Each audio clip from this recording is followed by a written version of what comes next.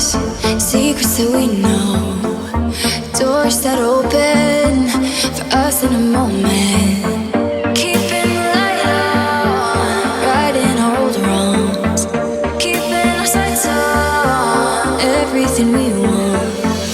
We catch our breath in the middle of it all, chasing echoes. Sun is coming up over the rest, it's coming.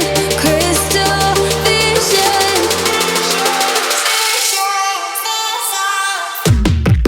Like a fever, burning up, yeah, we're on fire. True believer. My name's Lyn Godly, and I am an artist that works with light and imagery, kind of merging the two together. I've been doing this, involved in lighting, for about 20 some years. A lot of the work has been done as sort of an experiment to take a look at what kind of imagery and lighting might have a calming effect. Some of the work is done in order to use color and light and imagery to kind of amp up a more energetic or engaged effect.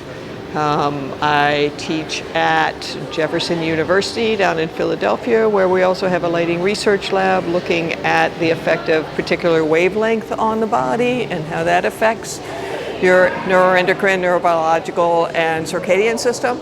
So the research is really about how do we use imagery and light in order to have a positive effect on the body.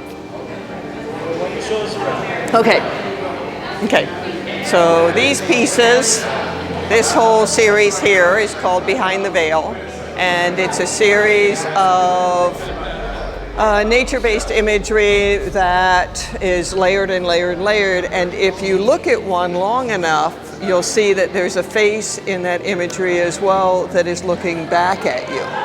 So any one of these, if you just stare at one long enough, all of a sudden some eyes will come on, and you'll see those.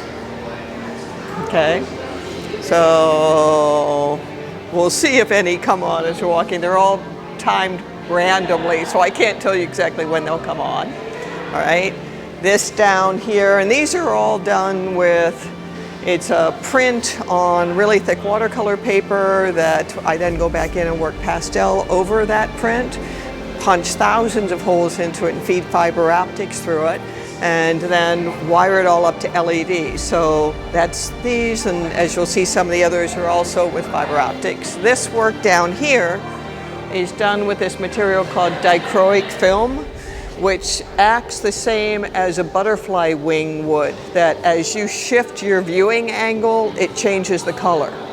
So you'll see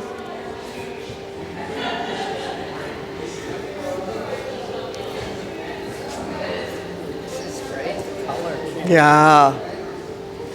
So on these we also have RGB lights changing inside of them, but what happens, as you can see where it's pleated, the material self-pleats. So when we rolled it over the tubes and just did that, the whole thing self-pleated into this kind of reptilian skin.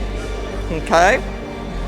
This one is interesting in that what happens on the jellyfish is that it again has the dichroic film over it, and if I stand in one place, the color is static, but as you come this way and you look at it, you'll see that the color shifts based on your viewing angle. So we're going to walk past it,